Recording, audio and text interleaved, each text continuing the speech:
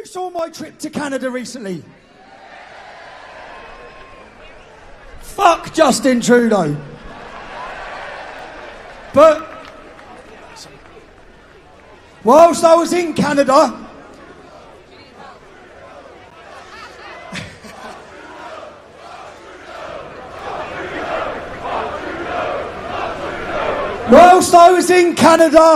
and I was locked in Calgary, I had the wonderful opportunity to meet a lady for a podcast. I sat down with her. She was a mother, a grandmother. She led the trucker convoy through Canada against the forced vaccine mandates. We've got a video to introduce her quickly now.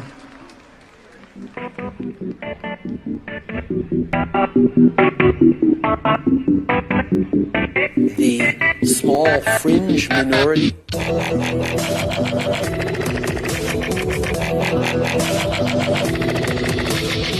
CTV News has learned Tamara Lich, one of the founders and organizers of the Freedom Convoy, has been arrested again. Tamara Lich testifying at the inquiry into the federal government's use of the Emergencies Act tonight, describing why she decided to act after vaccine mandates were introduced. Lich was arrested in Medicine Hat, Alberta for allegedly breaching her bail conditions, so she'll reportedly be brought back to Ottawa to go in front of a judge. I have the tears of thousands of Canadians on my shoulder who every day told me that we were bringing them hope.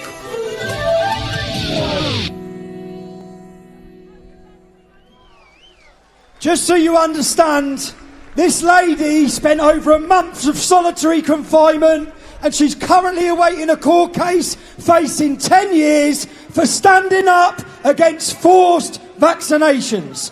Tamara Lich. Wow. Thank you. Thank you.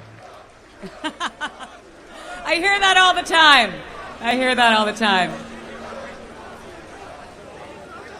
This is so beautiful. I just want to say thank you so much for having me. This is my first time to England. I am in love. You guys have been so kind and so very welcoming. I love you too. In the winter of 2022, a small group of Canadian truckers, along with some volunteers, decided to stand up against government overreach and draconian measures that we witnessed tearing families apart. We lost friends, we lost family, our loved ones died alone, and we said no more. We drove across Canada to have an audience, to request an audience with our government so that we could have them listen to the other side of the story. And I'm going to tell you, if it wasn't for the independent Canadian media and people with cell phones, you would still all think I was a terrorist. The funniest charge against me is intimidation, because as you can see, I don't think I'm very intimidating. Tommy was right. The Crown prosecutor in our case wants 10 years in prison for the crime of mischief. Chris Barber and I are currently going through the longest mischief trial in history. In Canada, mischief would be akin to spray painting on a public wall or something like that. So I brought my freedom guitar.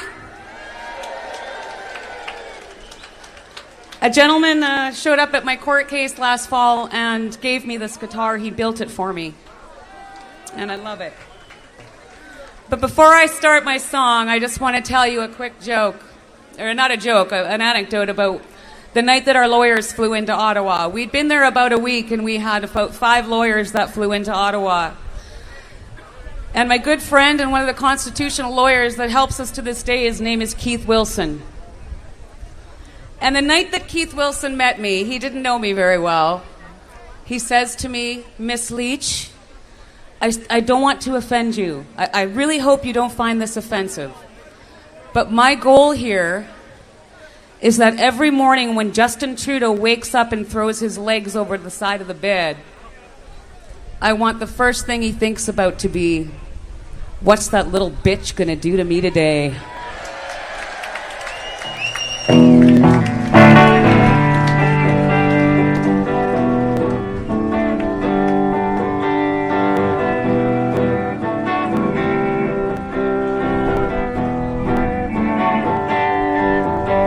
Well, I won't back down. No, I won't back down. You can stand me up at the gates of hell, but I won't back down. No, I'll stand my ground. Won't be turned around.